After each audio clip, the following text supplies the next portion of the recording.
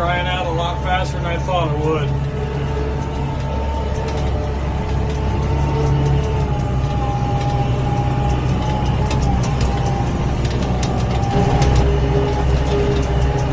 I'm sure everybody has their own way of raking hay and their little nuances to it.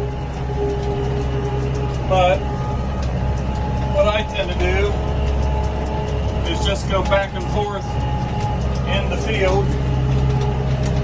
And then when I'm all done, I do 2 laps around the edge of it to clean it up, sometimes 3, and it makes it a whole lot easier baling, especially since we're on hills. It makes your turning a whole lot easier in the spots.